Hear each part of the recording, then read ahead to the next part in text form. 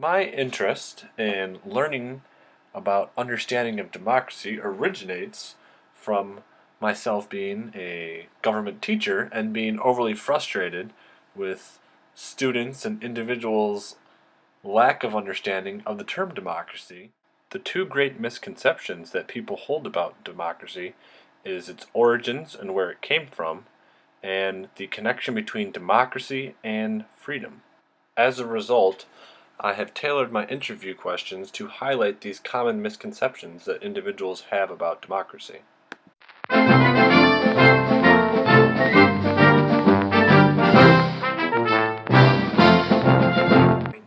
I personally think of America. Probably America. Well, honestly, when I hear the word democracy, I think of our government because it pretty much is democracy.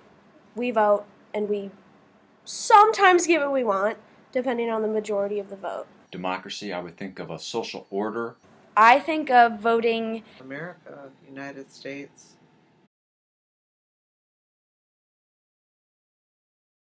That when you have more of a say in what goes on or how you want things done, you would allow for more freedom. They're pretty symbiotic. I think both of them need each other.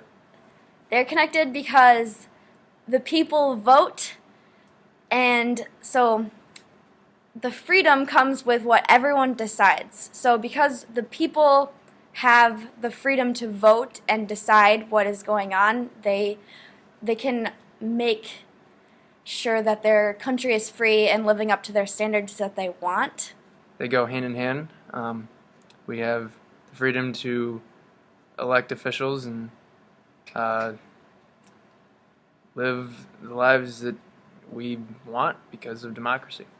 Well, they're connected because we have democracy and we also have freedom in the U.S.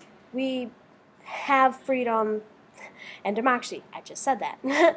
But because of our democracy, we have freedom in a sense, and because of our freedom, we kind of have democracy. Connected is because everybody gets a say, it gives the people the freedom to basically express their opinion.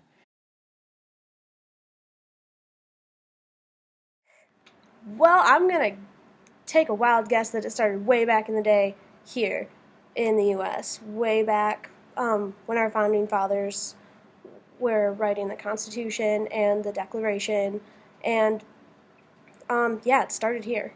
Well,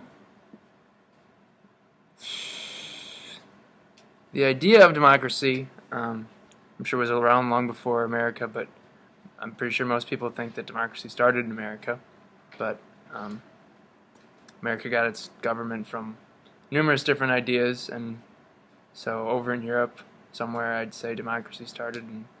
Well, there's the divine right or whatever, divine rule, where God chooses the king. So obviously democracy didn't start in Europe or anything like that. So I believe it started in the United States, where the founding fathers created the Constitution and came up with the democratic kind of rule by the people, for the people. Started, and the idea of being able to vote would go back to the Greeks, to the 300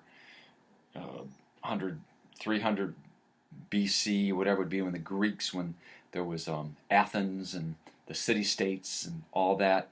I would say in the early tribal areas, probably in Africa.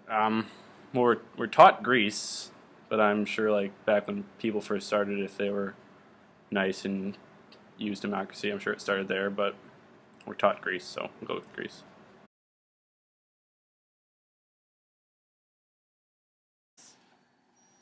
Having a say in what goes on in your social group or your government that you live in.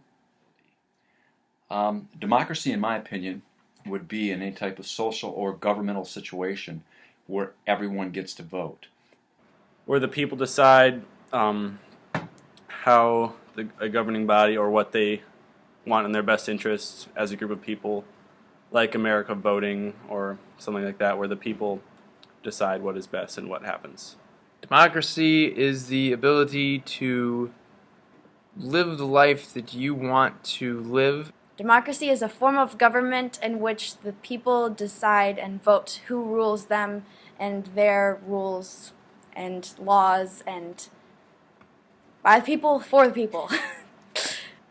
I'm gonna go with this honestly. I should know what democracy is, but I can't really say what it is.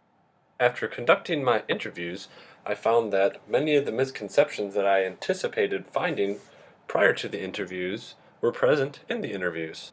One of the reoccurring misconceptions was the idea that democracy equated to freedom. This is a major misconception that many people have about democracy.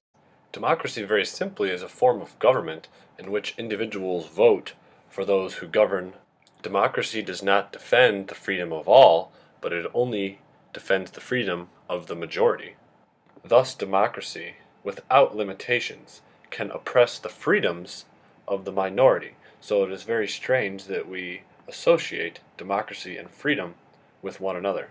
The freedoms of the minority and of the people in general are not protected by democracy, but are in fact protected in the United States by a Bill of Rights, which limits the government's power over its people, thus preserving their freedom. We do not have to look very far into our own past to find examples of democracy trampling upon the freedoms of individuals. Examples of this would be the treatment of women and slavery in the United States earlier in its history. These misconceptions about democracy and freedom are very clear in the interviews that I conducted, where you can see that only 1 out of 6 responded that democracy even made them think about voting when they heard the word democracy, and 2 out of 6 did not even associate democracy when defining democracy with voting. The second major misconception that individuals had about democracy were its origins and where it came from. 4 out of 6 individuals that I interviewed did not know the origin of democracy, or incorrectly identified the origin as the United States. When asked to identify what one word they thought of when they heard the word democracy, not a single respondent replied with either Greece or Athens, the actual origins of democracy. After conducting my interviews, I found many connections between the responses and the misconceptions in the responses and our coursework. The behaviorist model of learning would explain the association of democracy and freedom as a result of the Americans looking at themselves as America as the home of the free and the brave, and the fact that we are a democracy and we are free. Thus they think of and associate democracy and freedom with one another. When looking at the misconception of the origin of democracy and that democracy started in America, a social theorist of learning would identify that misconception as a result of students only learning about democracy in America. Very few students and very few classes examine the true origin, and most of the time students spend analyzing and looking at democracy in America. In numerous interviews, individuals had misconceptions sprinkled in with actual fact. A cognitive theorist would explain those misconceptions when individuals fill in that lack of understanding with other generalizations that they already have about the topic or other content knowledge that they may already have. A lack of understanding of the origins of democracy and democracy's actual meaning is a result of our overstudying of democracy in America, thus leading to an inability to understand what democracy actually is. In conclusion, as a government teacher, it has been very helpful for me to identify these misconceptions and where they come from.